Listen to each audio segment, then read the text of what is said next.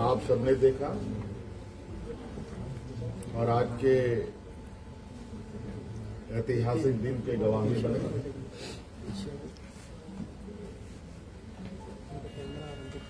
आज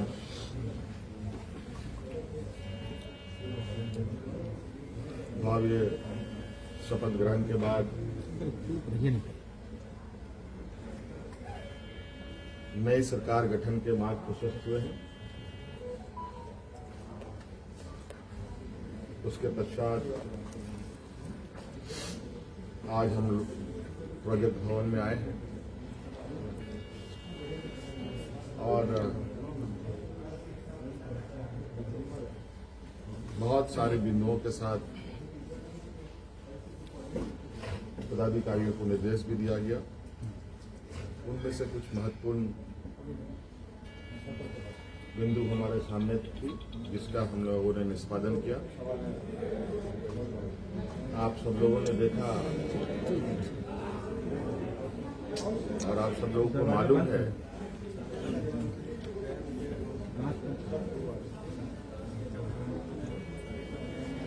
केंद्र सरकार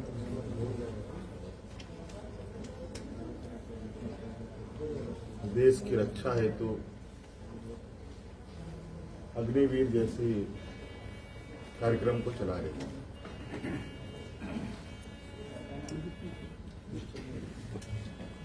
उस विषय को लेकर कई सवाल हैं नौजवानों के भविष्य को लेकर, और आपको मैं बताना चाहूंगा कि राज्य सरकार ने, हम लोगों ने पहले ही ये निर्णय लिया था कि झारखंड राज्य के जो भी नौजवान अग्निवीर में शामिल होंगे और किसी घटना में अगर उनकी मृत्यु होती है तो उनके पूरे परिवारों के साथ, परिवारजनों के साथ राज्य सरकार खड़ी रहेगी और राज्य पुलिस कर्मियों को जो राज्य की किसी घटना में मृत्यु होने पर जो सहायता सहयोग सरकार देती है, वही सहयोग अग्निवीर के परिजनों को भी दे होगा। आपको मालूम है कि अभी कुछ दिन पहले ही असम के सीमावर्ती क्षेत्र में उग्रवादी घटना में 21 या 22 तारीख का दिन है, जहां झारखंड का एक नौजवान चंदन क्यारी, बोकारो जिले का एक क्षेत्र है, वहां का एक नौजवान अर्जुन महतो जो वीर गति को प्राप्त हुआ, उनको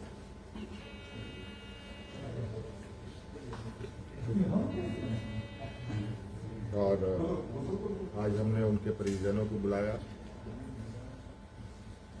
उनके भाई को हम लोगों ने एक नियुक्ति पत्र दिया और 10 लाख रुपए अनुदान भी उन्हें उपलब्ध कराया गया और उनके भाई बलराम महतो बोकारो समाहरणालय में चतुर्थ वर्ग के पद पर उनको नियुक्त भी किया गया।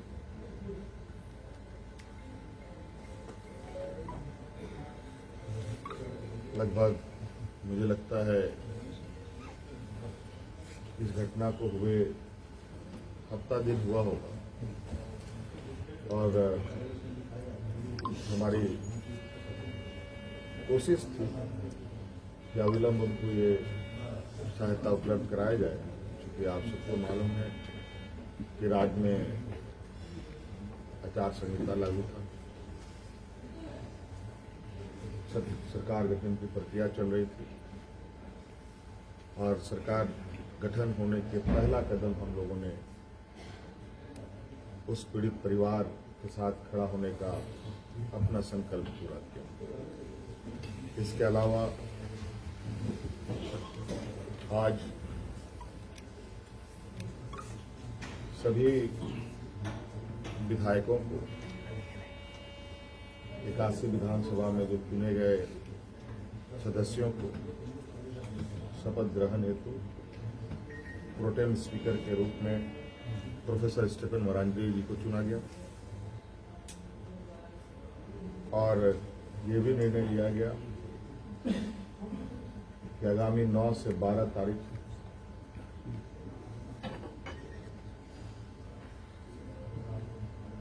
सरकार का प्रथम सत्र आहूत होगा और ये भी निर्देशित किया गया कि जो हमने निर्णय लिया था कि मैया सम्मान योजना के तहत दिसंबर माह से महिलाओं के खाते में 2500 रुपये देने का, उसे भुगतान किया जाएगा प्रतिमाह। केंद्र सरकार में हमारा जो बकाया है 1,36,000 करोड़ रुपया,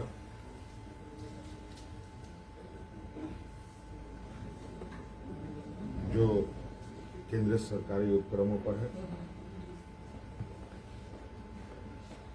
उसकी वसूली के लिए कानूनी कार्रवाई प्रारंभ की जाएगी।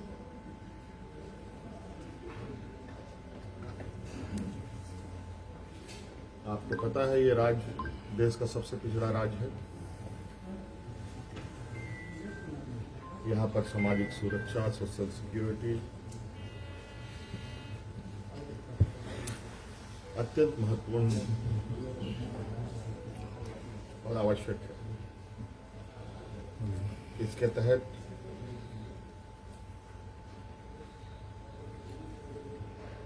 राज्य के गरीब गुरबा लोगों को उनकी आर्थिक स्वावलंबी कैसे बने और इसको लेकर सरकार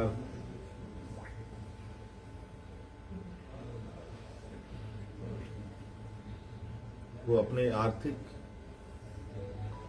आय बढ़ाने की आवश्यकता होगी। इसके लिए नए स्रोत खोजे जाएंगे। खनन क्षेत्र में लागू या चल रहे पुराने करों की समीक्षा होगी और उसमें वृद्धि एवं न्यायिक मामलों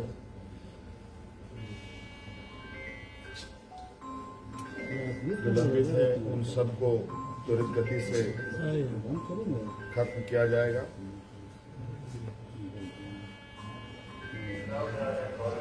खनन क्षेत्र में कितनी अधिक दरें बढ़ाई जा सकती है, इस पर सरकार आगे बढ़ेगी। आप सबको मालूम है कि हम लोगों ने उत्पाद सिपाही में भर्ती की प्रक्रिया पूरी कर ली है, लेकिन इस प्रक्रिया के तहत बड़े पैमाने पर नौजवानों की जाने गई है, जो बहुत ही दुखद घटना के रूप में हमारे सामने आया है।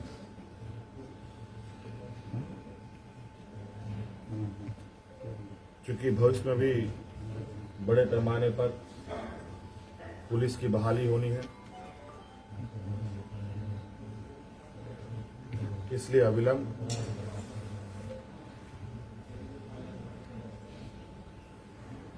पिछले हुए नियुक्ति में जो घटना घटी है उसकी समीक्षा की जाएगी।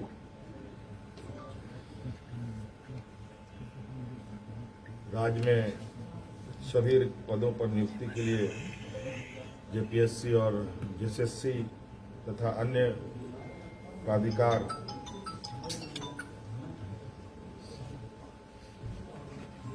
1 जनवरी 2025 के पूर्व परीक्षा कैलेंडर प्रकाशित किया जाएगा और जो लंबित रिजल्ट हैं उनको प्रकाशित किया जाएगा। साथ साथ में ये भी निर्णय लिया गया, असम में जो वहां के चाय बागान में बरसों बरस से यहाँ के मूल वासियों को ले जाया जा करके जो वहां बसे हैं, जो विशेषकर जनजातीय समूह जो झारखंड मूल के हैं, उनकी दशा एवं उनके भविष्य में दिए जाने वाले सुविधा का अध्ययन के लिए